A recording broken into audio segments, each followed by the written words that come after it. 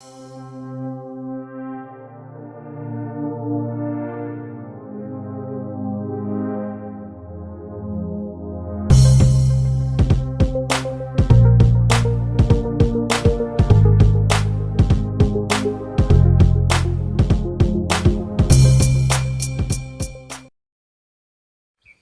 and welcome back to Redirecting. There was a story shared with me that is out of Africa. One of my viewers shared this story with me and it kind of took me by surprise.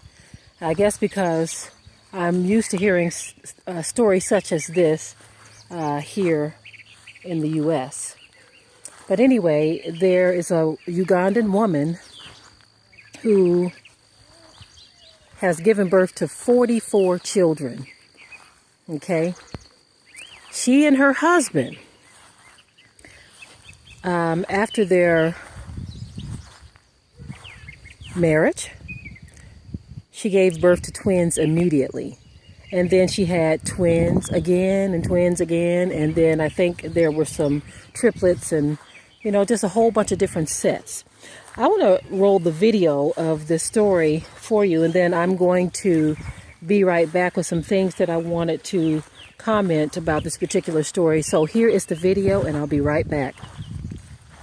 It's hard enough being a single mum. It's much harder when you have 38 children. Mariam Nabatanzi, who lives 30 miles outside Uganda's capital, was married at 12 and gave birth to twins a year later. 5 more sets of twins followed, as did 4 sets of triplets and 5 sets of quadruplets.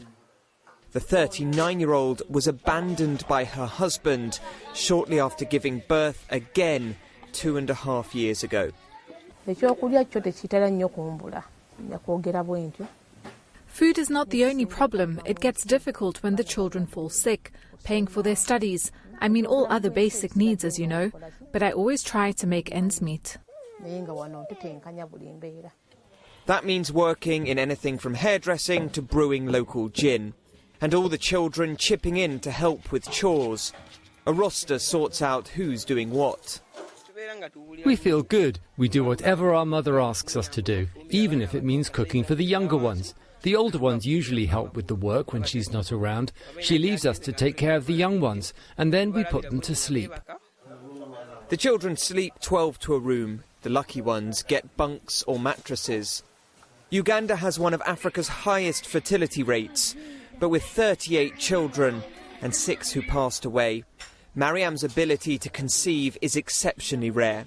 She was warned not to take birth control by a doctor due to an issue with her ovaries, but always wanted a large family after a tragic upbringing.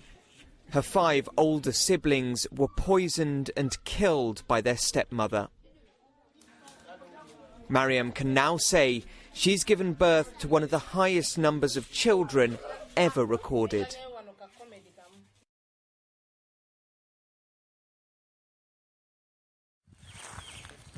Okay, as you saw in the video, after baby number 44, her husband decided to leave.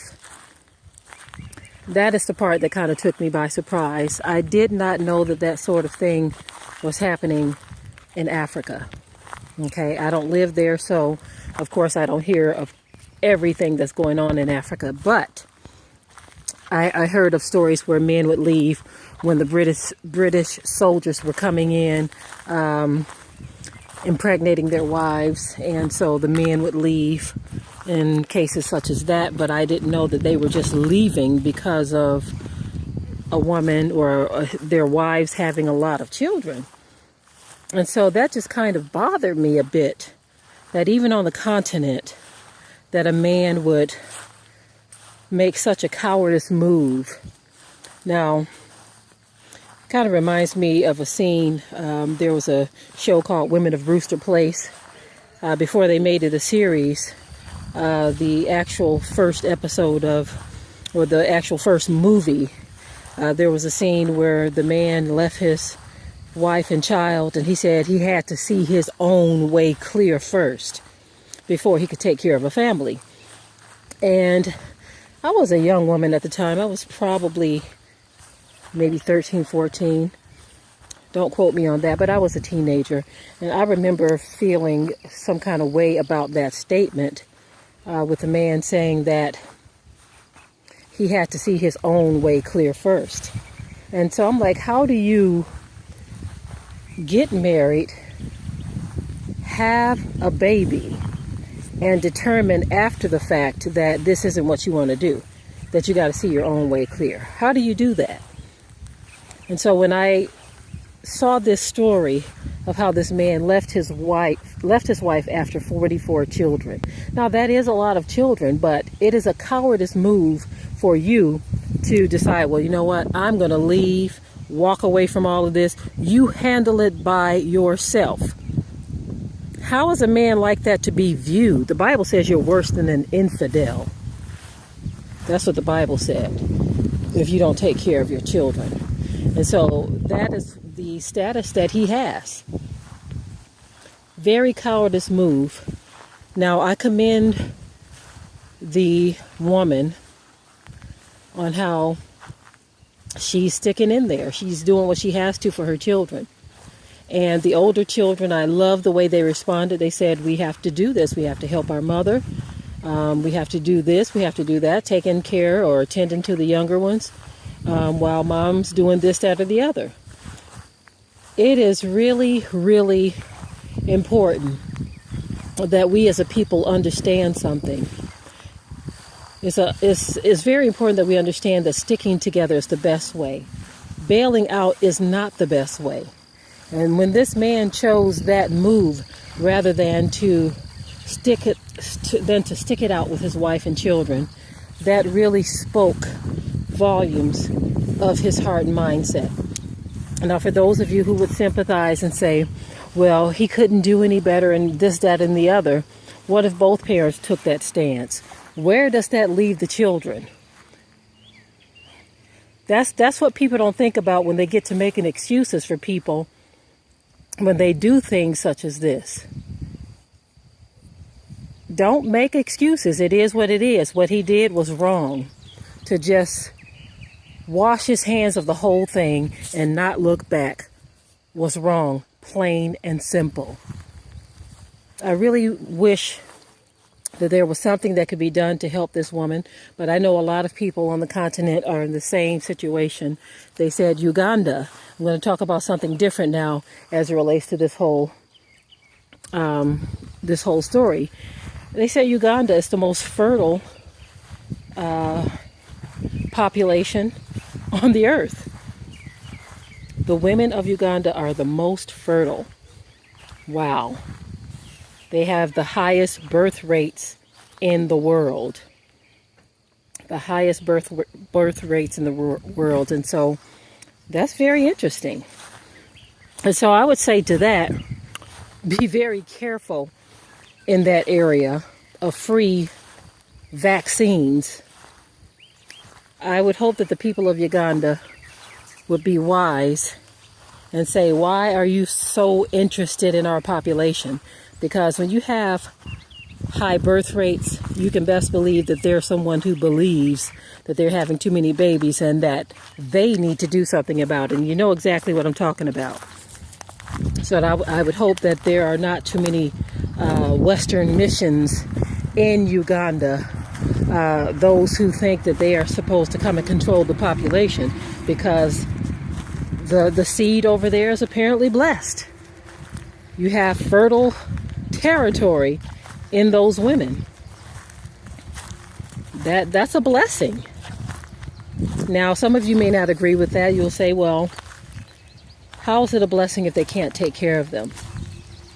Well, we know that there have been curses dropped on the populations of Israelites worldwide. But in a normal sense, if the curses were lifted, those women are indeed blessed. If you minus the curses, you take all of that away, to be able to produce that many children, those many twins, multiple births. I mean, she had twins and twins and twins and triplets. That is amazing. That is amazing. And so something can be said for that. That is a blessing. And when the curses are lifted, you will see just how much of a blessing that is. They said she is the first on record, recorded history of having been that fertile. Now, a lot of you may not understand why that is a blessing, because you think having that many children isn't a good idea, but it is indeed a blessing. And a lot of you, whenever I do videos where I'm talking about Africa, a lot of you here in America, in the U.S., you're always saying, well, they're not all our people. They're not this and they're not that. What you don't understand is more Israelites left in Africa than where you are right now. That's what a lot of you don't understand. Don't think that we don't know that there are some children of Ham there, but if you look at the Whited Out series, the children of Ham are easily identified. The problem is many of you think just because someone is doing bad deeds, that's how you determine if they're Ham. Well, that's basically trying to say that you believe that we are all righteous people. You don't determine someone's bloodline by the bad deeds, because then that would make us, well, what would that make us? Because we are here in the land of our captivity, not because we were good, not because we were so righteous and holy, but because we angered the Most High. That is why we are in the land of our captivity.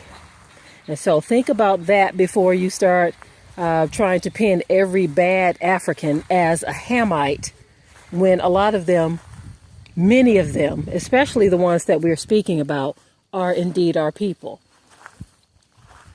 The cultures of the children of Ham are very different than ours, some of which we talked about in the Whited Out series. Okay, so I'm going to go ahead and end this video right here. I just wanted to talk about this story that was shared with me by one of my viewers. I thought it was very interesting how even on the continent you have men who cut and run from the responsibility of children. When the going gets tough, they get going. Worse than an infidel.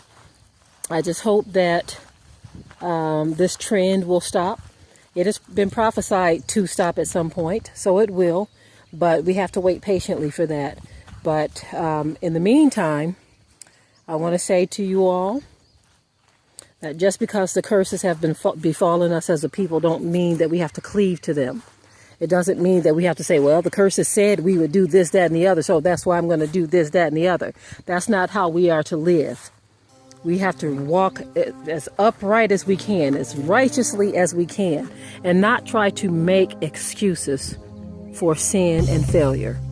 All right, family, with that, I'll say shalom.